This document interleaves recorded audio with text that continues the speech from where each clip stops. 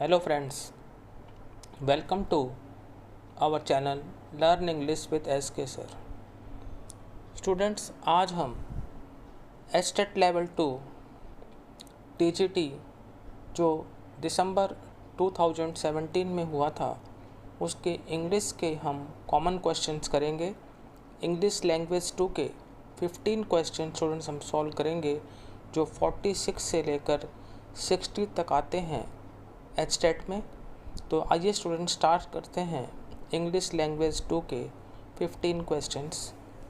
हमारा first question है आज का question number 46। Dancing is her hobby. The underlined word is used as a.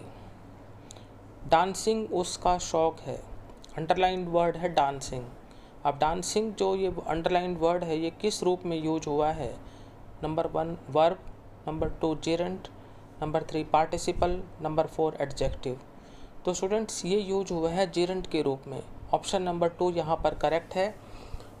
Dancing यहाँ पर सब्जेक्ट है, आपका जो है वर्बल नाउन भी है और यहाँ पर जेरेंट भी है, क्योंकि जेरेंट में लगती है वर्ब की फर्स्ट फॉर्म प्लस आईएनजी और जेरेंट को हम वर्बल नाउन भी कहते हैं।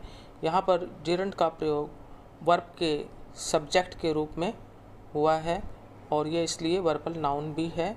तो सेकंड ऑप्शन जेरेंट यहाँ पर करेक्ट है। Question number 47। Choose the most appropriate model for the blank. Blank दिया हुआ है, उसमें हमें अप्रोप्रिएट मॉडल जो है फिलअप करना है। सेंटेंस है she dash swim for hours at the age of 8। वह 8 साल की आयु में घंटों तैर सकती थी। ऑप्शंस हैं फर्स्ट में कैन, सेकंड में मे, थर्ड में माइट और फोर्थ में कुड। तो स्टूडेंट्स ये पास्ट एबिलिटी की बात की जा रही है, एट द एज ऑफ 8 की बात की जा रही है, यानी भूतकाल की योग्यता की बात की जा रही है। तो स्टूडेंट्स जब भी भूतकाल की योग्यता की बात की जाए तो मॉडल कुड का प्रयोग होता है। तो पास्ट एबिलिटी के लिए हम यूज करेंगे modal could. She could swim for hours at the age of 8। वह 8 साल की उम्र में घंटों तैर सकती थी। तो फोर्थ ऑप्शन जो कुड जो है वो करेक्ट है। Question number 48। The girl who is wearing a red ribbon is my sister. The underlined words are number 1 noun clause, number 2 adjective clause, number 3 adverb clause, number 4 none of the above. लड़की जो लाल ribbon पहने हुए है मेरी बहन है। तो अब आप देखें अंडरलाइंड जो वर्ड्स हैं वो हैं who is wearing a red ribbon. इसमें फाइंड आउट करना है कि क्या ये नाउन क्लॉज है, क्या एडजेक्टिव क्लॉज है, क्या एडवर्ब क्लॉज है। तो यहाँ पर बात की जा रही है कि द गर्ल, तो क्वेश्चन माइंड में अराइज होता है कौन सी लड़की, विच गर्ल। तो जब भी कौन सी की और विच की बात आती है तो स्टूडेंट्स वो होता है adjective clause. Second option correct है। Question number 49। Choose the most appropriate form of indirect speech for the given sentence. Given sentence हमें दिया हुआ है, उसमें हमें सबसे अप्रोप्रिएट फॉर्म जो है इनडायरेक्ट स्पीच की वो सिलेक्ट करनी है। सेंटेंस है he said to her you are a very reasonable person. Options हैं first he said to her she is a very reasonable person, number 2 he told her that she was a very reasonable person, 3 he told to her that he is a very reasonable person, 4th he said to her that she is a very reasonable person। तो students यहाँ पर आप देखें कि he said to her you are a very reasonable person, जो ये हमें sentence दिया हुआ है ये डायरेक्ट स्पीच में है, हमें इसको इनडायरेक्ट स्पीच में चेंज करना है। तो he said to her, said to आपका रिपोर्टिंग वर्ब है, इसको हम told में चेंज कर देंगे क्योंकि असर्टिव सेंटेंस है। तो रिपोर्टिंग वर्ब और रिपोर्टेड स्पीच को जो है दैट से जोड़ेंगे। उसके बाद जो आपका यू है ये सेकंड पर्सन का प्रोनाउन है, ये ऑब्जेक्ट से चेंज होगा। ऑब्जेक्ट हर है तो यू का शी हो जाएगा। इज एम आर जो है वो वाज वर्ब में चेंज हो जाते हैं तो शी के साथ वाज लगेगा। ये सारी चीज़ें जो मैंने आपको बताई हैं कि सेट टू का टोल्ड हो जाएगा, फिर दैट से जोड़ेंगे, यू और हर का शी हो जाएगा और आर का जो है यहाँ पर शी है इसलिए वाज हो जाएगा। ये ऑप्शन 2 में मिलते हैं। He told her that she was a very reasonable person, second option correct है। Now question number 50। Fill in the blank with the appropriate preposition. हमें ब्लैंक को अप्रोप्रिएट प्रेपोजिशन से फिल अप करना है। सेंटेंस है he lost all his property because of his addiction dash drinking and gambling. First है with, second है in, third है to और फोर्थ है ऑफ। तो आप देखें यहाँ पर he lost all his property, उसने अपनी सारी संपत्ति खो दी। Because of his addiction dash drinking and gambling, अपनी शराब पीने और जुआ खेलने की आदत की वजह से। तो स्टूडेंट्स आपको यहाँ पर यह ध्यान रखना है कि जब भी सेंटेंस में आपको एडिक्शन मिले तो एडिक्शन के बाद जो है आपको प्रेपोजिशन टू का यूज करना है। तो यहाँ पर जो ऑप्शंस हैं first with, second in, third to और फोर्थ ऑफ, इसमें से जो करेक्ट ऑप्शन है वो ऑप्शन 3 में टू है। He lost all his property because of his addiction to drinking and gambling. Now question number 51, business falls off during summer months. The underlined phrasal verb means. Falls off underline कर रखा है, ये phrasal verb है। इसका अभिप्राय क्या है ये हमसे पूछा गया है। फर्स्ट ऑप्शन है टू डिक्लाइन, सेकंड है टू ग्रो, थर्ड है टू इंक्रीज और फोर्थ है टू डिसअपियर। तो स्टूडेंट्स फॉल्स ऑफ का मतलब होता है पतन होना, गिरावट होना। तो इसमें जो पूछा गया है हमसे कि फॉल्स ऑफ का मतलब क्या है, तो वो है उसका meaning to decline. First option हमारा करेक्ट है। बाकी जो अदर ऑप्शन हैं टू ग्रो, टू इंक्रीज और टू डिसअपियर, ये हमारे इनकरेक्ट ऑप्शन हैं। तो जैसे मैंने आपको बताया फॉल्स ऑफ का मीनिंग होता है गिरावट होना, कमी आना।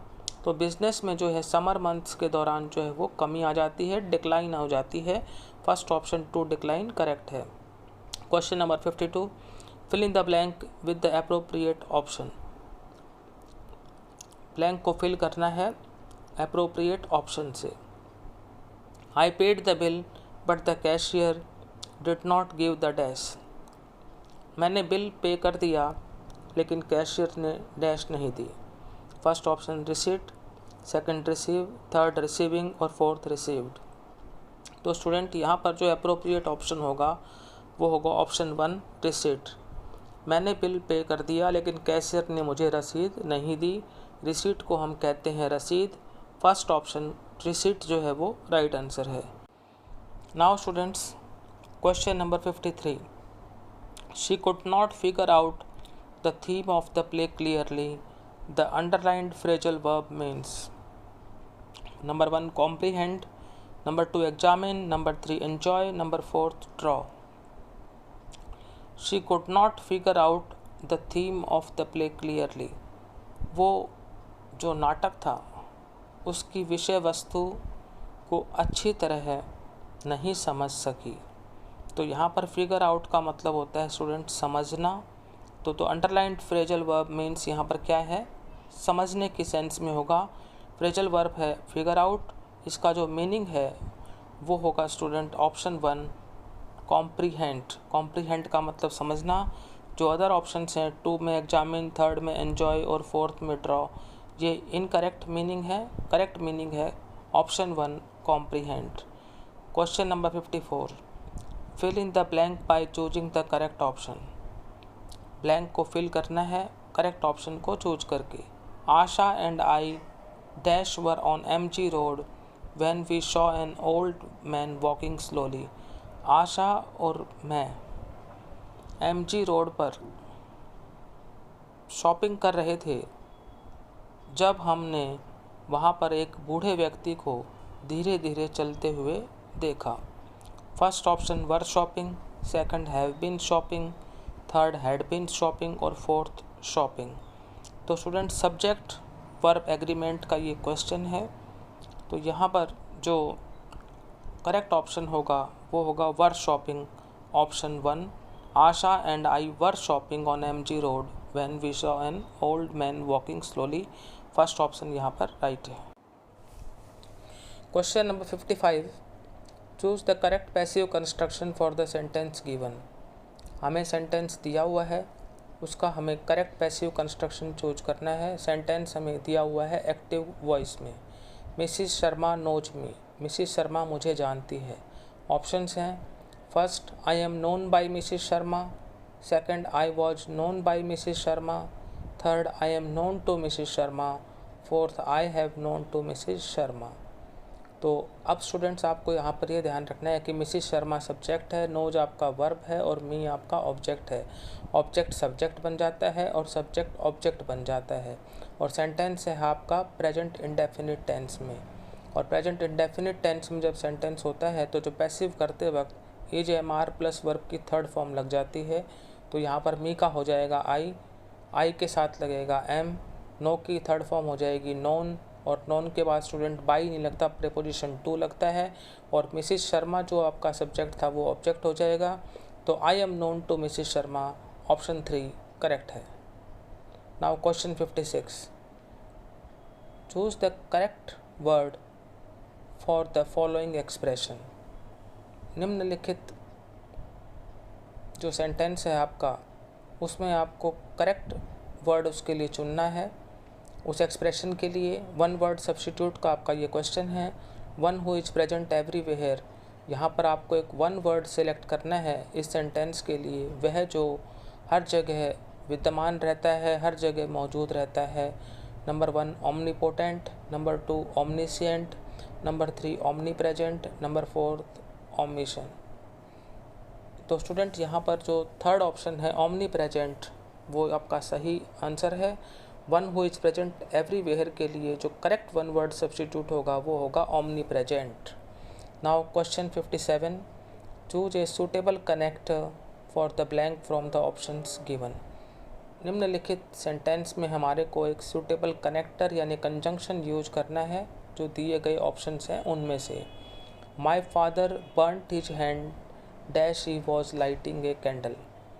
मेरे पिताजी का हाथ जल गया, he was lighting a candle, वह मोमबत्ती जला रहे थे। फर्स्ट ऑप्शन है but, second while, third because और फोर्थ सिंस। तो सेकंड ऑप्शन जो वाइल है वो करेक्ट है। My father burnt his hand while he was lighting a candle, मेरे पिताजी का हाथ जल गया मोमबत्ती जलाते वक्त, यानी जब वो मोमबत्ती जला रहे थे तो मेरे पिताजी का हाथ जल गया। तो यहाँ पर जो वाइल है जिसका मतलब होता है के वक्त, के दौरान या जबकि। Now students question number 58, Maharana Pratap fought bravely and won the war. Maharana Pratap बहादुरी से लड़े और युद्ध जीत लिया। The underlined word in the sentence has been used as a. जो अंडरलाइंड वर्ड है वाक्य में वो किस रूप में यूज हुआ है? ब्रेवली आपका अंडरलाइंड वर्ड है, और जो ब्रेवली है उसका मतलब होता है बहादुरी से। तो आप देखें यहाँ पर ऑप्शन 1 में है नाउन, सेकंड में है वर्ब, थर्ड में है एडवर्ब और फोर्थ में है एडजेक्टिव।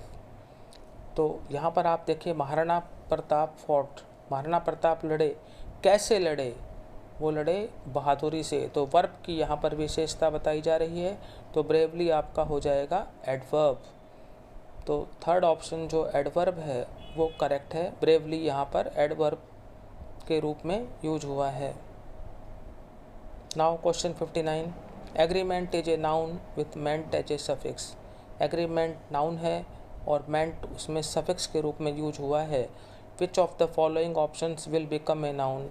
निम्नलिखित में से कौन सा ऑप्शन जो है वो नाउन बन जाएगा if we add the suffix ment to it, यदि हम उसके साथ सफिक्स मेंट जोड़ देते हैं।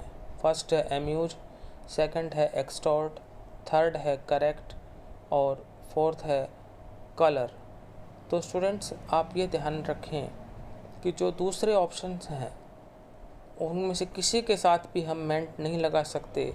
जैसे एक्सटॉर्ट है उसमें एक्सटॉर्शन होता है, फिर उसके बाद जो करेक्ट है उसमें करेक्शन होता है, फिर कलर है उसमें कलरिंग हो जाता है।